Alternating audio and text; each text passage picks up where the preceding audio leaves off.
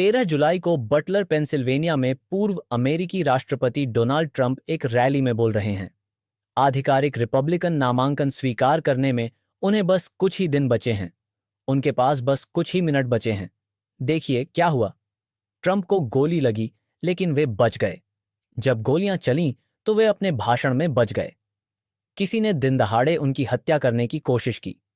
खबर है कि जब तक यह वीडियो प्रकाशित होगा तब तक नए विवरण सामने आ सकते हैं। शाम का समय बहुत गर्म था। हजारों लोग ट्रंप को देखने के लिए यहां एकत्रित हुए। पेंसिल्वेनिया 6 महत्वपूर्ण स्विंग राज्यों में से एक है, जो अगले राष्ट्रपति चुनाव में जीत सुनिश्चित करने में मदद करेगा।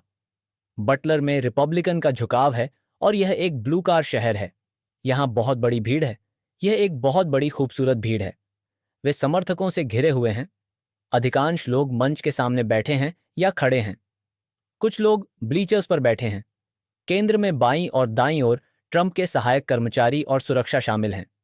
सेवा एजेंट मंच पर उनके ठीक पीछे हैं। इमारत की छत पर 3 बड़ी इमारतें हैं। बाईं ओर सबसे दूर और दाईं ओर सीक्रेट हैं। सर्विस स्नाइपर्स लगातार खतरों की तलाश में आसपास की जगहों को स्कैन कर रहे हैं। उन्हें भीड़ के एक सदस्य द्वारा फिल्माए गए इस वीडियो में देखा जा सकता है। हेलो बटलर और पेंसिल्वेनिया को नमस्ते। मैं वापस आकर रोमांचित हूं। ट्रंप ने अपना भाषण शुरू किया। सब कुछ सामान्य लग रहा था। वह दाईं ओर मुड़ता है और सीमा पार करने के आंकड़ों को दिखाने वाले चार्ट की ओर इशारा करता है। उसी समय भीड़ में से कई लोग एक इमारत की छत पर बंदूक के साथ एक आदमी को देखते हैं। बहुत देर हो चुकी है। देखो क्या हुआ। अचानक गोलियां चलने लगती हैं। एक गोली कैमरे में कैद भी हो जाती है। मंच से लगभग 400 फीट या 120 मीटर उत्तर में एक और इमारत। गोलियां यहां छत से आ रही हैं। बंदूकधारी 20 वर्षीय थॉमस मैथ्यू कुक्स है।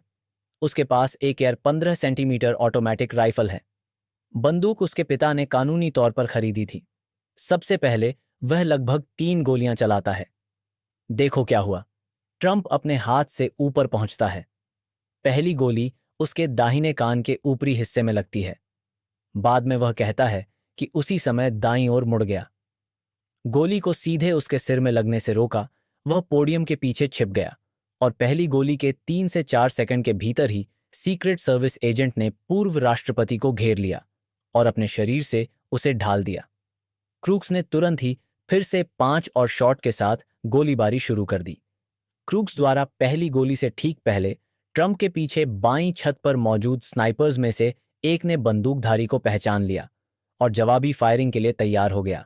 देखिए क्या हुआ। कुछ आउटलेट्स की रिपोर्ट है कि इन स्नाइपर्स ने क्रूक्स को मार डाला, जबकि सीक्रेट सर्विस ने पुष्टि की कि उसके कर्मियों ने शूटर को बेअसर कर दिया है। हम पुष्टि नहीं कर सके कि यह वास्तव में ये विशिष्ट एजेंट थे। बंदूकधारियों ने ब्लीचर्स पर दर्शकों पर भी हमला किया। एक व्यक्ति की मौत हो गई। 50 वर्षीय कोरी कॉम्प्राडोर, 2 अन्य गंभीर रूप से घायल हो गए। ट्रंप का माइक्रोफोन अभी भी चालू था। हम एजेंटों के बीच तनावपूर्ण आदान प्रदान सुन सकते हैं। आपके लिए तैयार हैं। क्रूक्स की खुली गोलीबारी के लगभग 42 सेकंड बाद उन्होंने पुष्टि की कि शूटर नीचे है।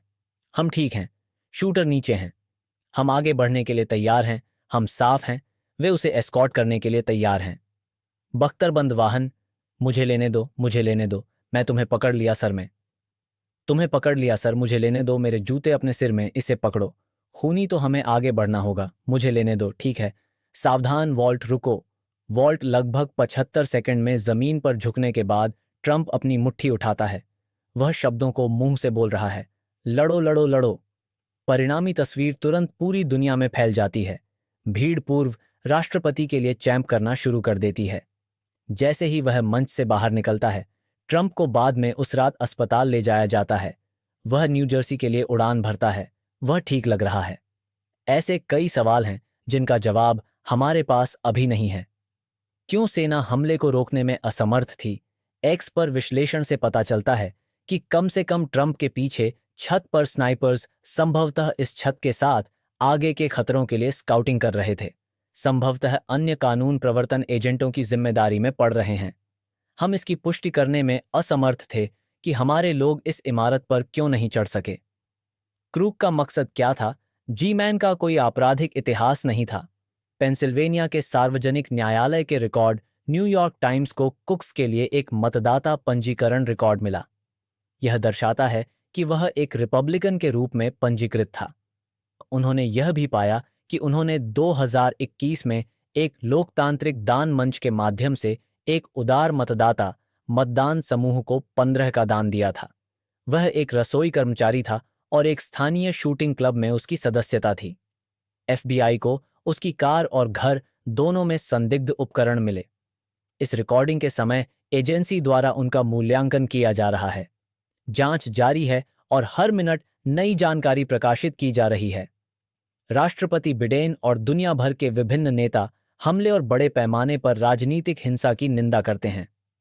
ट्रंप की तस्वीर खून से लथपथ लेकिन विद्रोही है।